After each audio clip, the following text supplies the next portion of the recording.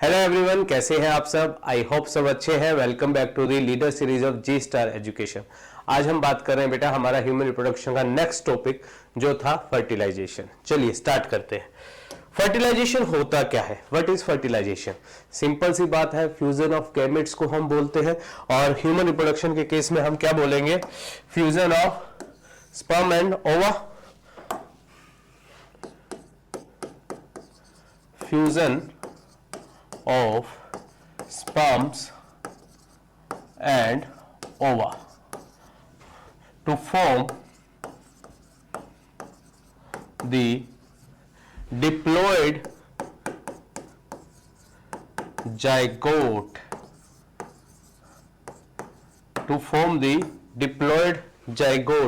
Zygote बनने की जो प्रोसेस है उसे हम क्या बोलते हैं? फर्टिलाइजेशन बोलते हैं।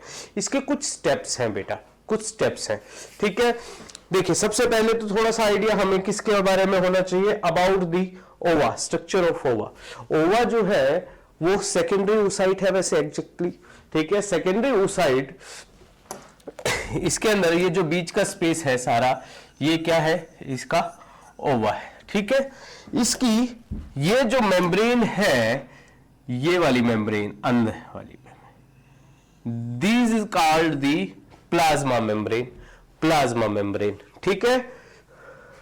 प्लाज्मा मेम्ब्रेन के आगे ये आपको पिंक कलर का एक स्पेस दिखाया गया है, प्री विटेलाइन स्पेस।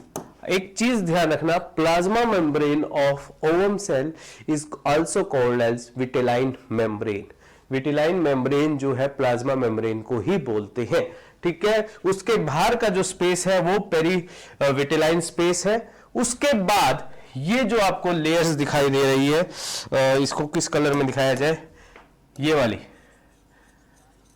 वाली जो लेयर्स है, ये जो ना पेलोसीडिया है, हमने किया था। और उसके ऊपर जो फोलिकुलर सेल्स की ये लेयर बनी हुई है, ये वाली लेयर, इसको ब्लू कलर में दिखाना हो, ये वाली लेयर जो है, ये सेल्स की लेयर जो है, ये हमारी कौन सी लेयर है? कोरोना रेडिएटा, ठीक है। इन लेयर्स को पार करने के बाद ही जो ये स्पर्म है वो यहां तक पहुंच जाएगा, तभी जाकर के जाइगोट फॉर्मेशन होगा। यही प्रोसेस जो है, यहां से यहां तक पहुंचने की जो प्रोसेस है, उसे ही हम क्या पढ़ रहे हैं? फर्टिलाइजेशन के अंदर, ठीक है। चलिए ये साफ कर देते हैं थोड़ा सा। आपके एनसीईआरटी का ही डायग्राम है, ध्यान रखना है। चलिए बात करते हैं। जाइगोट फॉर्मेशन, इसके कुछ स्टेप्स हैं। स्टेप्स, सबसे पहले हम बात करते हैं insemination.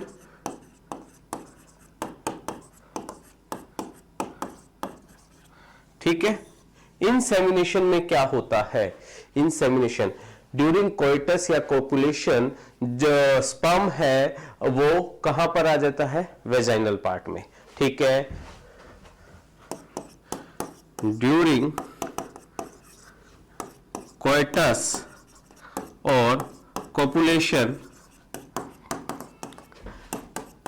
Penis releases the semen. Semen क्या था? स्पर्म प्लस में seminal plasma. Releases the semen in the vaginal tract, vagina, ठीक है, वजाइना में छोड़ देता है। अब वहां से वजाइना में तो छोड़ दिया, वजाइना से कहां जाना है? फर्टिलाइजेशन हमने पढ़ी थी, कहां पर होती है? एम्फूला रीजन में। तो एम्फूला रीजन तक पहुंचने के लिए कैसे पहुंचता है? आपको ध्यान होगा, हमने किया था सेमिनल प्लाज्मा जो था, जिसमें कि 3 ग्लैंड्स का सिक्रीशन होता है। कौन कौन सी? सेमिनल वेसिकल, प्रोस्टेट और बुल्बोयूथेरल ग्लैंड। इनका जो सिक्रीशन है वो क्या करता है? रिप्रोडक्टिव, फीमेल रिप्रोडक्टिव ट्रैक के अंदर उसको नरिशमेंट प्रोवाइड करता है और मोटिलिटी प्रोवाइड करता है। हमने किया हुआ है बेटा, seminal plasma provides nourishment and motility to the sperm. in the female reproductive tract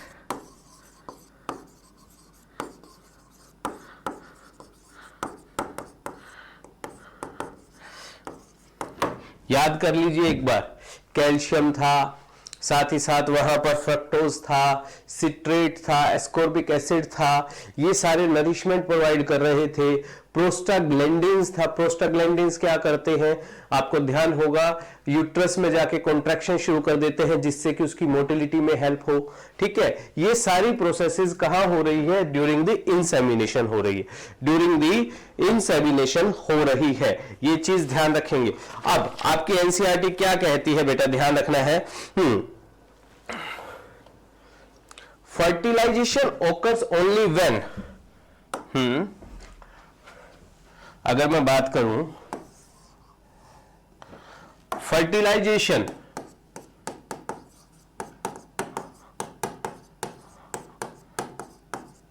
occurs only when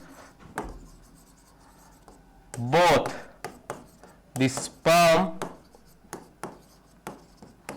and the ova reaches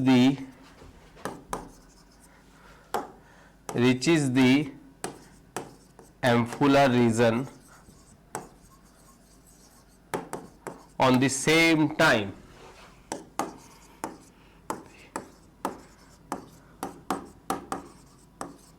ठीक है, same time, approximately same time पर स्पर्म भी एम्फुला रीजन में जाना चाहिए और साथ ही साथ जो ओवा रिलीज हुआ है या सेकेंडरी oocyte रिलीज हुआ है ओवरी से, वो दोनों ही सेम टाइम पर एम्फुला रीजन में जाने चाहिए, तभी फर्टिलाइजेशन हो सकेगा।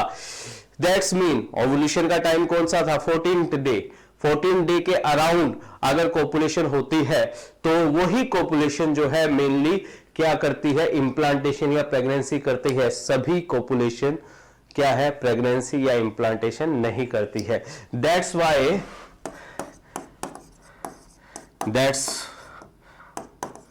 Why all copulation does not lead to pregnancy or lead to fertilization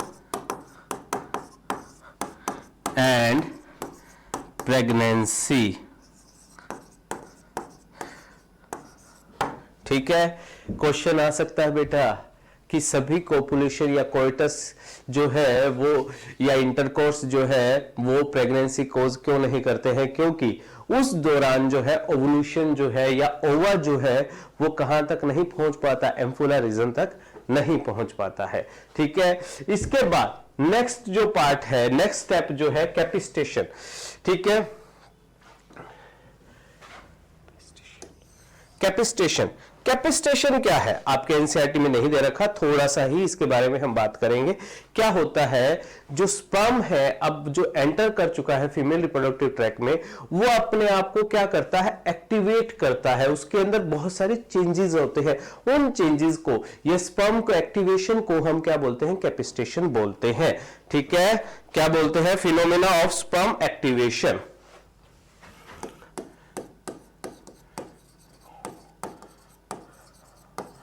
of sperm activation. ठीक है, इस दौरान होता क्या है, इस दौरान होता क्या है, एक्रोसोम आपने पढ़ा था स्पर्म की स्ट्रक्चर में, एक्रोसोम के ऊपर जो फैटी एसिड्स की और कोलेस्ट्रॉल की लेयर होती है वो रिमूव होना शुरू हो जाती है। ठीक है, removal of fatty acid and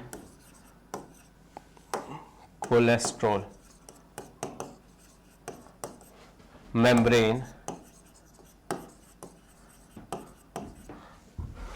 from the upper side of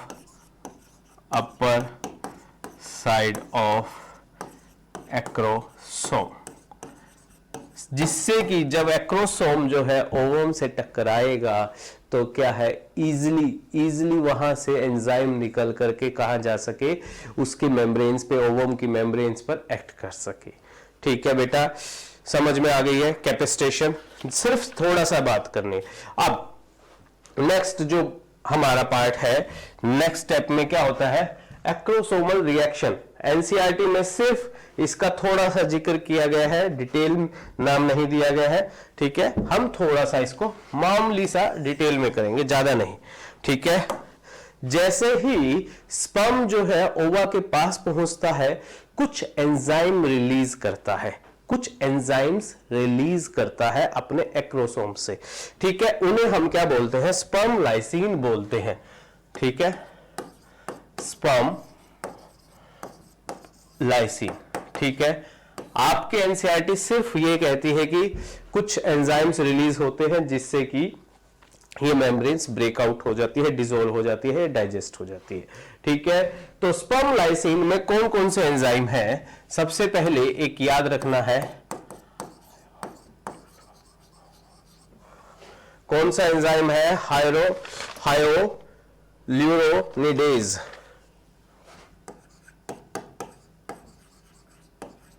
ठीक है, ये क्या करता है, जो हमारी कोरोना रेडिएटा है, कोरोना रेडिएटा के बीच में हाइलुरोनिक एसिड होता है, उसको डिसॉल्व करता है, उसको हाइड्रोलाइसिस करता है।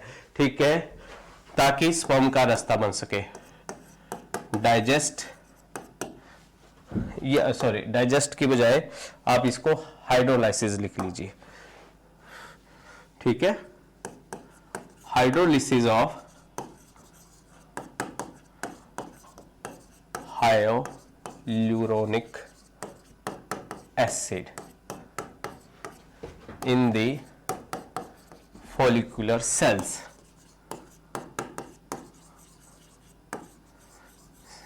सेल्स के बीच में, जो फॉलिकुलर सेल्स के बीच में हाइलुरोनिक एसिड है, इनको हाइड्रोलाइज करता है, इनको न्यूट्रलाइज करता है। उसके बाद सेकेंड जो है, कोरोना पेनिट्रेटिंग एंजाइम्स होते हैं, जो क्या करते हैं, डाइजेस्ट या डिसॉल्व दी कोरोना रेडिएटा।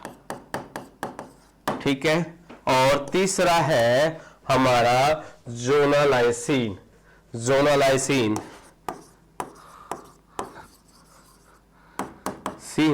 ठीक है, ये क्या करते हैं, डाइजेस्ट दी जोना पेलुसिडिया।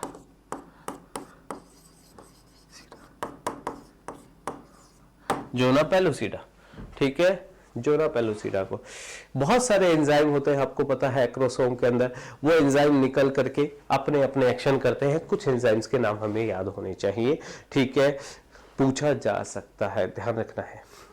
ठीक है, जैसे कि पेरीविटेलाइन स्पेस यहां दे रखा है, जोना रेडिएटा के बारे में यहां दे रखा है, आपके थ्योरी पार्ट में नहीं दे रखा, डायग्राम में दे रखा है, तो ध्यान होना चाहिए। ठीक है, इनको पेनिट्रेट करने के बाद अब क्या होता है, अब क्या होता है, अब आपको पता है कि ओविडक्ट में अराउंड 100 या मोर देन 100 जो है स्पर्म रीच हो जाते हैं, जबकि इजैकुलेशन में कितने थे, 200 से 300 मिलियन स्पर्म्स जो थे वो इजैकुलेशन के दौरान थे, एक सिंगल इजैकुलेशन में। लेकिन वहां तक ओविडक्ट तक पहुंचते पहुंचते सभी, उसमें से 60% तो हमारे जो थे काम के थे, 40% जो थे वो काम के नहीं थे, क्योंकि नॉर्मल शेप एंड साइज नहीं होता है मोस्टलियों में 40% में। ठीक है, 60% में भी कुछ ही स्पर्म, हंड्रेड्स ऑफ स्पर्म्स ही जो है ओविडक्ट तक पहुंच पाते हैं, बाकी सारे वहां पर क्या हो जाते हैं, धीरे धीरे खत्म हो जाते हैं। और हंड्रेड्स ऑफ स्पर्म्स में से भी कुछ स्पर्म्स जो है ओवा तक पहुंच पाते हैं। ओवा तक पहुंचने पर सिर्फ एक ही स्पर्म जो है वो पेनिट्रेट करे ओवा को, बहुत सारे स्पर्म पेनिट्रेट ना करे, इसके लिए भी ओवा ने क्या बना रखा है, अपने अंदर क्या कर रखा है, मॉडिफिकेशन कर रखा है। पॉलीस्पर्मी को रोकने के लिए सिर्फ मोनोस्पर्मी होनी चाहिए, यानी कि सिंगल स्पर्म जो है वो ओवा को पेनिट्रेट करे, बहुत सारे स्पर्म नहीं करनी चाहिए। ठीक है, तो as the sperm touches the plasma membrane of, या विटेलाइन मेम्ब्रेन बोल सकते हो, plasma membrane of ovum, plasma membrane of ओवा, it make changes in the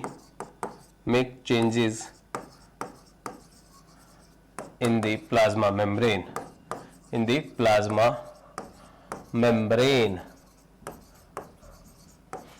so that no more sperm can enter into the ova. That is, इसका मतलब है that is prevent the polyspermy.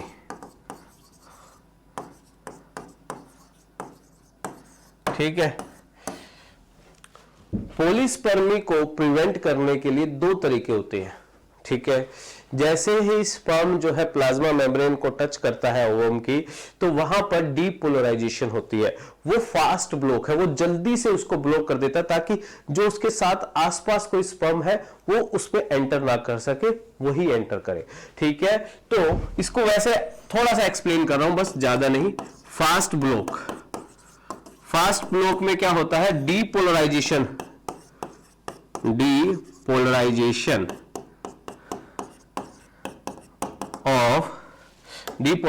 Of plasma membrane को PM लिख रहा हूं। ठीक है, डीपोलराइजेशन। ठीक है, और स्लो या श्योर ब्लॉक किसे बोलते हैं? दो मेथड है। पहले तो उसने क्या किया, फास्टली कर दिया, अब पक्की तरह से बिल्कुल, अब उसको हम बोलते हैं बेटा, उसके अंदर क्या होते हैं, कुछ ग्रेन्यूल्स होते हैं। ओवा की सेल्स के अंदर क्या होते हैं, कोर्टिकल ग्रेन्यूल्स होते हैं। ठीक है, उसे हम इस मेथड को हम बोलते हैं कोर्टिकल रिएक्शन। कुछ नहीं है, सिंपल सी बात है। जैसे ही स्पर्म ने क्या किया, प्लाज्मा मेम्ब्रेन को टच किया, तो आगे जो प्लाज्मा मेम्ब्रेन के अंदर की तरफ कोर्टिकल ग्रेन्यूल्स है, वो प्लाज्मा मेम्ब्रेन को टच कर जाएंगे अंदर की तरफ से, और वो क्या करेंगे, कुछ एंजाइम सिक्रीट करेंगे, कुछ सब्सटेंस सिक्रीट करेंगे जो जोनो पेलोसिडिया को और हार्ड बना देगा, जिससे स्पर्म जो है, जो बहुत सारे स्पर्म्स है, वो उसके अंदर बिल्कुल भी एंटर ही ना कर सके, उसको ब्रेक डाउन ही ना कर सके। ठीक है, कोर्टिकल ग्रेन्यूल्स, इसको हम बोलते हैं कोर्टिकल रिएक्शन। ठीक है, सिर्फ एक्सप्लेन किया है, लिखना नहीं है ज्यादा। समझ में आ गई है। ठीक है, अब समझिएगा, इसके बाद साथ ही साथ क्या हो रहा है, साइमल्टेनियसली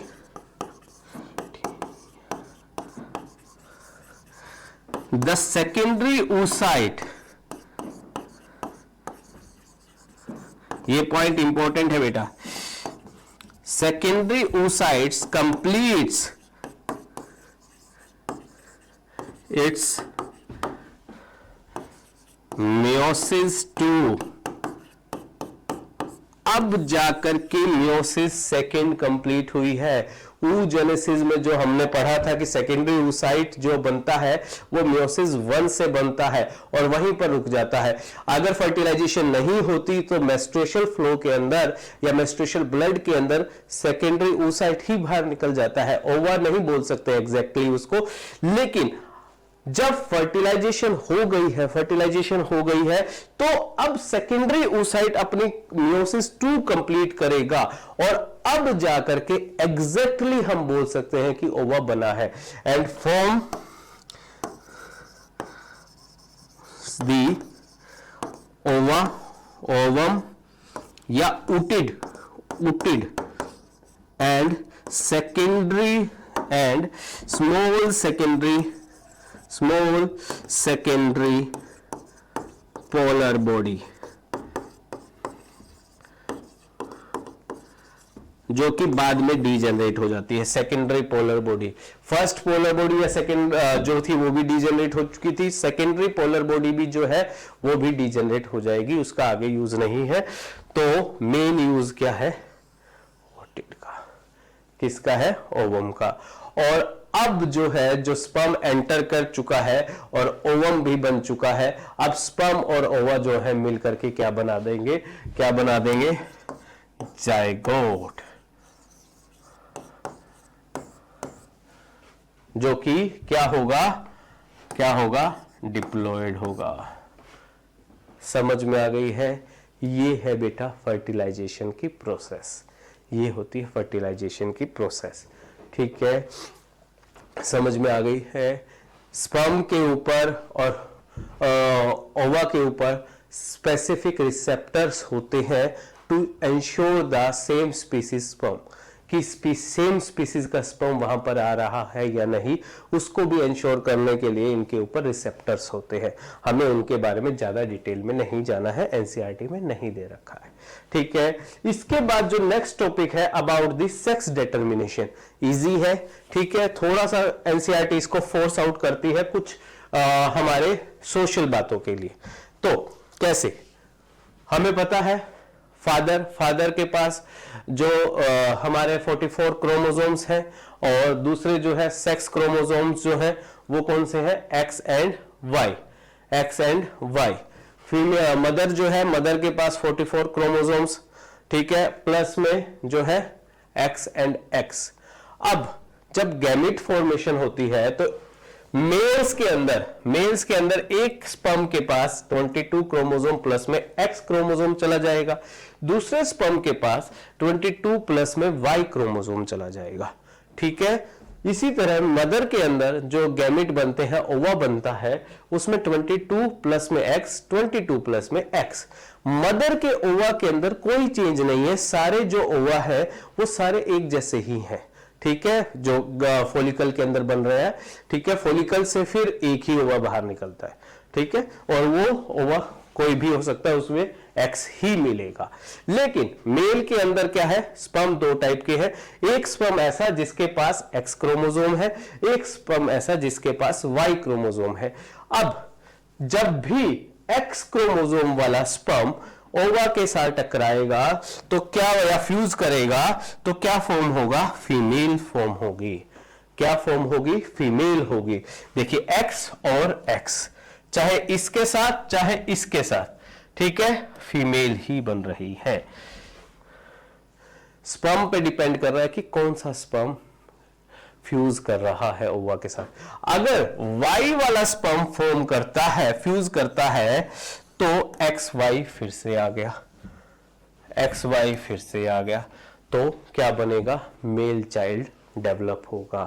तो एक चीज ध्यान रखनी है, हम रूरल एरियाज में देखते हैं या काफी बार हम जनरल लाइफ में देखते हैं, अब तो काफी कम हो गया है, पहले बहुत ज्यादा था, कि फीमेल्स को ब्लेम किया जाता था कि वो बॉय चाइल्ड को जन्म नहीं दे रही है, उसके ऊपर ब्लेम होता था।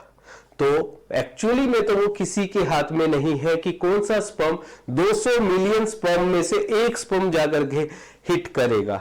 ठीक है, कौन सा स्पर्म करेगा, एक्स वाला या वाई वाला, ये किसी के हाथ में नहीं है। लेकिन फिर भी फीमेल्स के तो हाथ में बिल्कुल नहीं है, फीमेल्स ने तो सिर्फ एक्स क्रोमोसोम ही, एक्स वाले ही निकालने हैं, जो है मेल के स्पर्म्स के ऊपर डिपेंड करता है। Depend on the sperm of male, not the female. ठीक है, ये चीज ध्यान रखनी है। चलिए, इसके बाद नेक्स्ट जो टॉपिक है हमारा वो कौन सा है?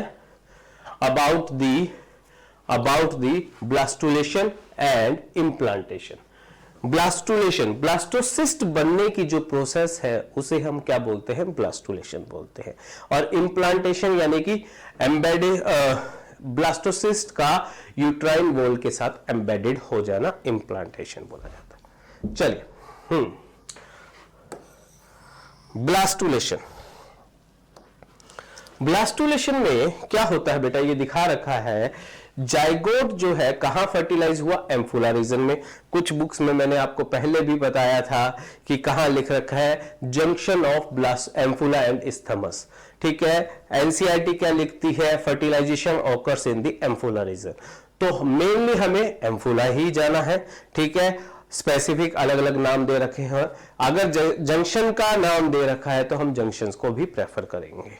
ठीक है, समझ में आ गई। जंक्शंस अगर दे रखे हैं अलग अलग तो हम एम्फुला और इस्थमस जंक्शन को प्रेफर करेंगे। समझ में आ गई है। चलिए, blastulation, formation of blastocyst from the zygote. ठीक है, और ये कैसे होता है, क्लीवेज के द्वारा। क्लीवेज यानी कि डिवाइड होना, माइटोटिक डिवीजन होना। ठीक है, एक थोड़ा सा आइडिया देता हूं, एक्स्ट्रा नॉलेज है थोड़ी सी, सिर्फ ध्यान रखिएगा। जो नॉर्मल माइटोटिक डिवीजन है उससे क्लीवेज थोड़ी सी डिफरेंट होती है। क्या होता है, माइटोटिक डिवीजन में आपको ध्यान होगा, जो प्रिपरेटरी फेस है, इंटरफेस, उसके दौरान जो सेल है वो क्या होती है, डेवलप होकर के अपने आप को एनलार्ज कर लेती है।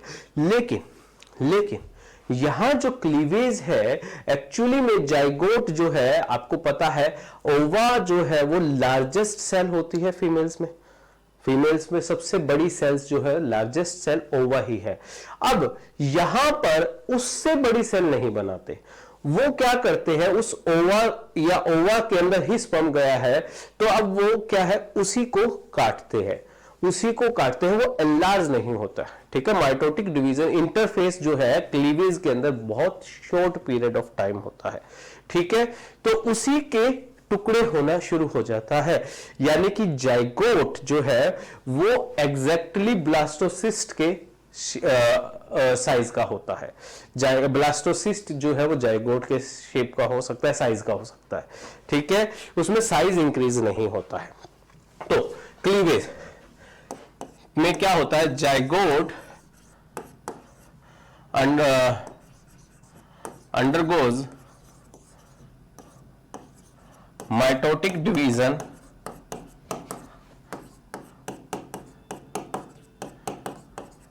and forms the cells called as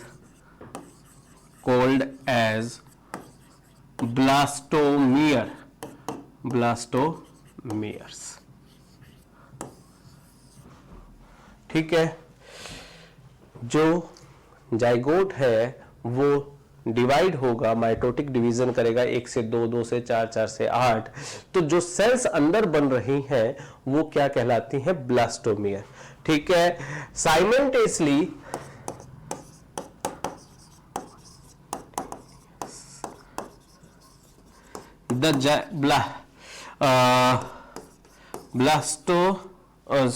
simultaneously the zygote moves towards the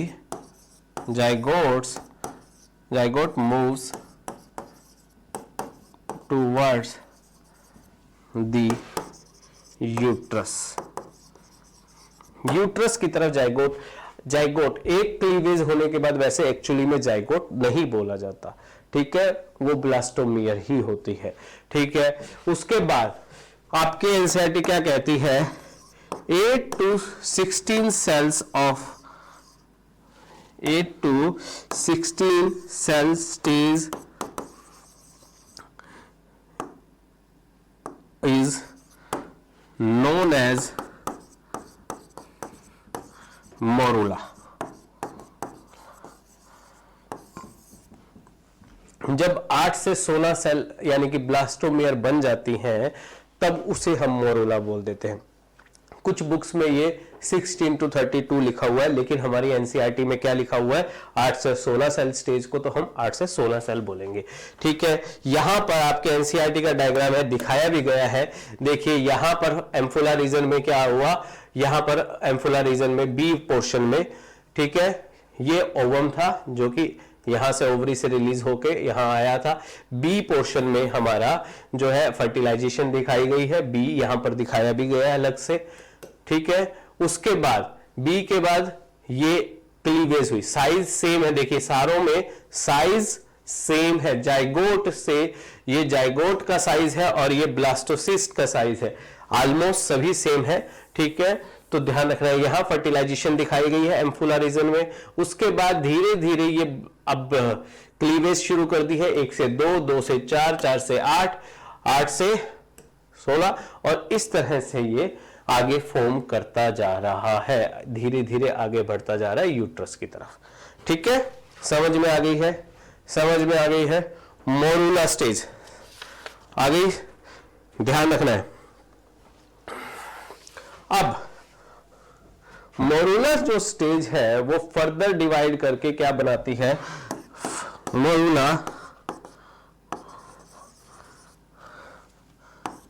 continues is the further division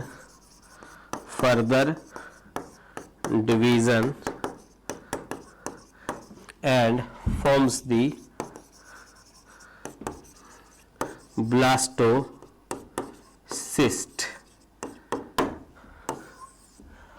धीरे धीरे ये और डिवीजन करता है और ब्लास्टोसिस्ट बना देता है। ब्लास्टोसिस्ट के अंदर हम बेटा 2 पार्ट पढ़ते हैं, ध्यान दीजिएगा इस बात को। ब्लास्टोसिस्ट जो है वो डायरेक्ट अटैचमेंट नहीं करता, पहले उसके अंदर भी कुछ मॉडिफिकेशन होती है, 2 पार्ट में डिवाइड हो जाता है। Blastocyst has 2 parts. ठीक है, ब्लास्टोसिस्ट के अंदर जो बाहर एक बन जाता है ट्रोफो, क्या बन जाता है हमारा, ट्रोफोब्लास्ट।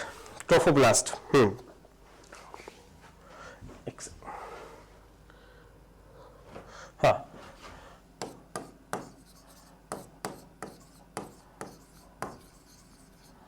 ट्रोफोब्लास्ट। बहुत सारी ब्लास्टोमियर सेल्स जो है वो अब क्या कर लेती है, आउटर कवरिंग बना देती है। देखिएगा आपको दिखा रखा है इसमें, ये देखिए यहां पर ये जो सेल्स हैं, इन्होंने क्या बना लिया है, आउटर कवरिंग बना दी है। ठीक है, और बीच वाली सेल्स जो है अलग से एक इनर मास बना रही है। ठीक है, यहां ये कैविटी है, इसके अंदर फ्लूइड भरा हुआ होता है। ठीक है, जो कि ट्रोफोब्लास्ट से रिलीज होता है, लेकिन आपके नहीं है तो डिटेल में नहीं करते। ठीक है, trophoblast makes a layer of cells,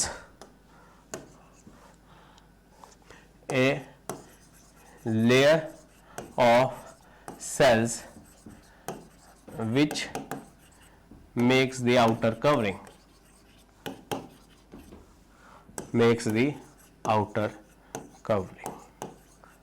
ठीक है, और दूसरा पार्ट जो है वो इनर मास कहलाता है, इनर मास, which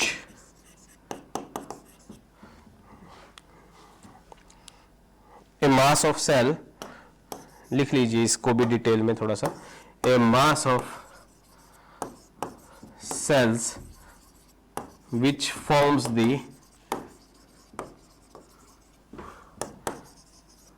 embryo। ये ही आगे जाकर के एम्ब्रायो बनता है। जो अंदर का मास ऑफ सेल है वो सेल्स जो है वो धीरे धीरे डिफरेंशिएट होती हैं और अलग अलग लेयर्स बनाती हैं। उसके बारे में हम गेस्टेशन पीरियड के अंदर पढ़ेंगे, गेस्टेशन के अंदर पढ़ेंगे। ठीक है, अब एम्ब्रायो, अब ध्यान देना है क्या होता है बेटा, आफ्टर अटैचमेंट ट्रोफोब्लास्ट जो है वो जाकर के अटैच होती है टू दी, ट्रोफोब्लास्ट लेयर ही जो है वो अटैच करती है एंडोमेट्रियम के साथ, आउटर कवरिंग। लिख लीजिए इसको, trophoblast attach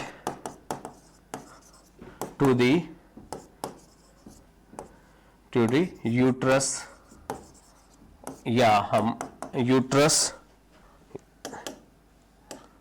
wall, that is endometrium. ठीक है।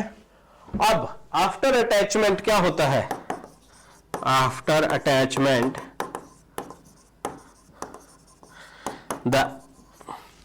अटैचमेंट के बाद जो यूट्रस की दीवार की जो सेल्स है, यूट्राइन वॉल रैपिडली क्या करती है? डिवाइड करती है और उसको कवर अप कर लेती है, कवर्स द ट्रोफोब्लास्ट। ठीक है। After attachment the cells of uterine wall divides rapidly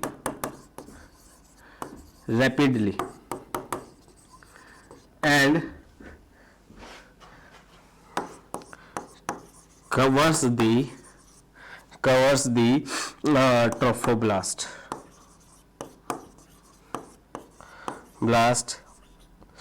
covers the trophoblast लिख लीजिए, या आप लिख लीजिए ब्लास्टोसिस्ट कवर्स दी ब्लास्टोसिस्ट को ही कवर कर लिया।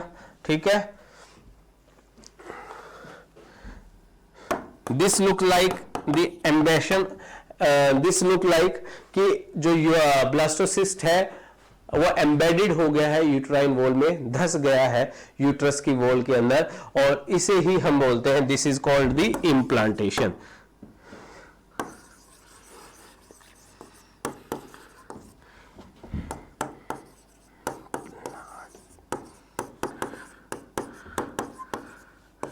इसे ही हम क्या बोलते हैं? इम्प्लांटेशन बोलते हैं बेटा। ये चीज याद रखनी है, समझ में आ गई है। अब जो यूट्रस के अंदर ब्लास्टोसिस्ट अब क्या हो गया है? अंदर एम्बेडेड हो गया है। इसके बाद शुरू होता है गेस्टेशन पे, मतलब एग्जैक्टली जो डेवलपमेंट है एम्ब्रायो की, वो इसके बाद शुरू होती है। ठीक है। चलिए उसको हम पढ़ेंगे नेक्स्ट लेक्चर में। तब तक के लिए इतना। इसके क्वेश्चन आंसर करते रहिएगा, PYQ करते रहिएगा। कोई भी डाउट है तो पूछने में हेजिटेट नहीं करना है। ठीक है बेटा। Thank you very much. Have a